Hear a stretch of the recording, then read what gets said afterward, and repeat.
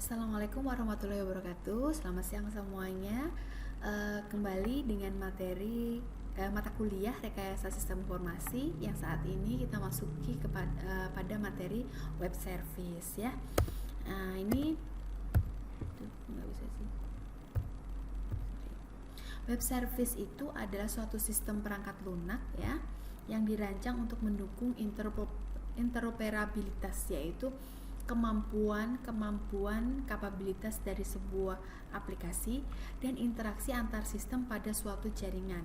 Nah, web service itu digunakan sebagai suatu fasilitas yang disediakan oleh suatu website untuk menyediakan layanan dalam bentuk informasi kepada sistem lain, sehingga sistem lain ini dapat berinteraksi dengan sistem tersebut melalui layanan-layanan atau service yang disediakan oleh suatu sistem yang menyediakan web service.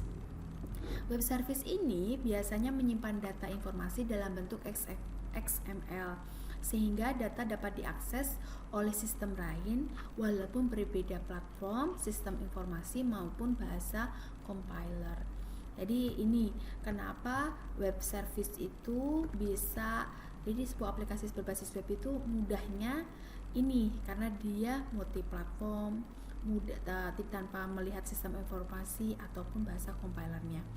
Nah, alasan menggunakan web service itu kenapa dalam kita membangun sebuah aplikasi, yang pertama dapat digunakan untuk mentransformasikan satu atau beberapa bisnis logic atau kelas dan objek yang terpisah dalam suatu ruang lingkup yang menjadi satu, sehingga tingkat keamanan dapat ditangani dengan baik.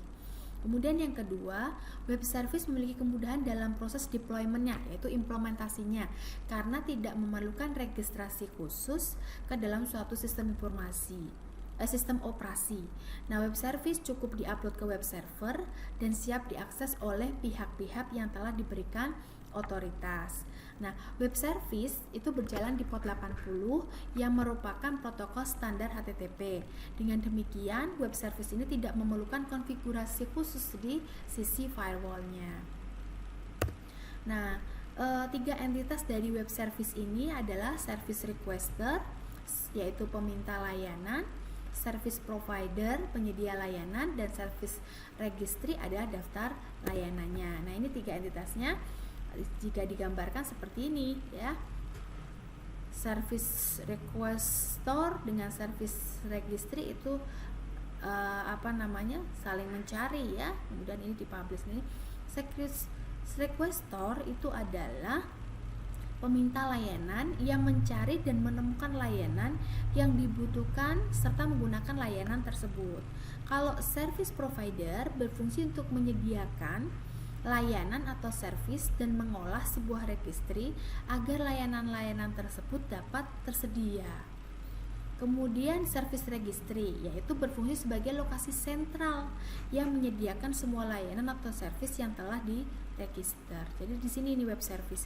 Biasanya sih kalau kita mau hosting atau apapun itu web service-nya sudah disediakan sama mereka.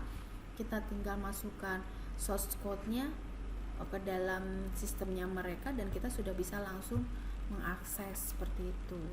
Itu terkait web service. Jadi web service ini fungsi sangat bagus sekali karena dia membantu kita kalau aplikasinya itu bisa diakses dari berbagai platform tanpa harus install seperti itu. Itu mungkin untuk web service pada pertemuan kali ini. Kalau ada pertanyaan, silahkan ditinggalkan pesan di bawah video ini. Atas perhatiannya saya ucapkan terima kasih. Selamat siang.